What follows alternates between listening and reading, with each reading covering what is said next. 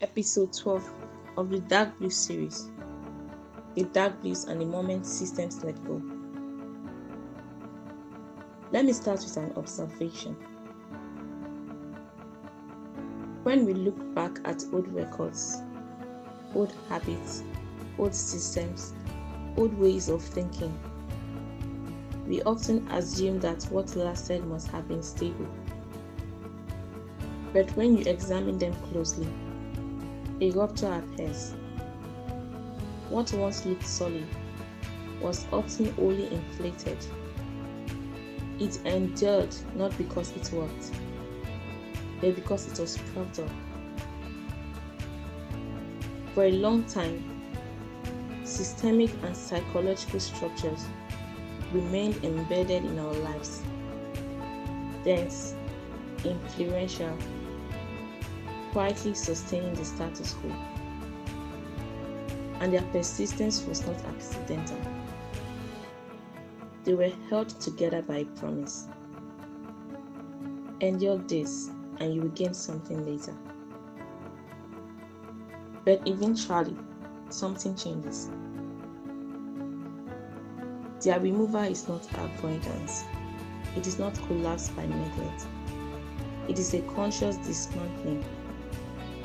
The decision to take apart the final framework that no longer serves its purpose. And in that moment, the real reason for stagnation becomes visible. Once those structures are gone, we are forced into a confrontation, not with something new, but with what had always been there, immovable, only because we allowed it to be. At this threshold, the remaining constraints lose their cohesion. They no longer bind, they only echo. What replaces them is not chaos. What replaces them are two restored elements: accountability and clarity, emotional responsibility paired with intellectual discipline.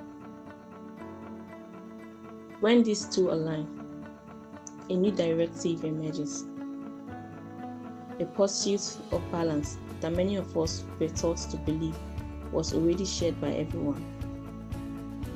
But here is the uncomfortable truth.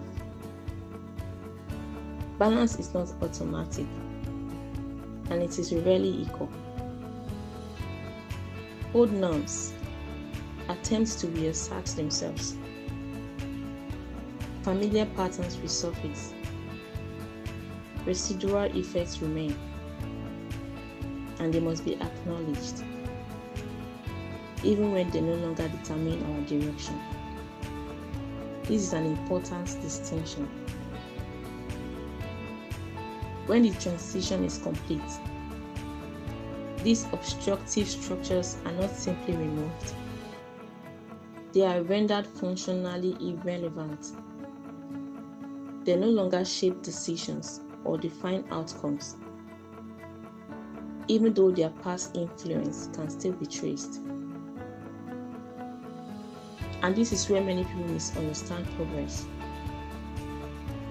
Progress does not accelerate through force. It does not respond to intensity alone. It does not reward exhaustion. What moves us forward is comprehension. Different challenges require different responses. Understanding those distinctions rather than resisting them is what allows us to pass through the final stage. And so the pace increases, not through pressure, not through cohesion, but through deliberate ethical action. What no longer holds influence cannot restrain movement. To continue forward, the weight of the obstacle has already been removed.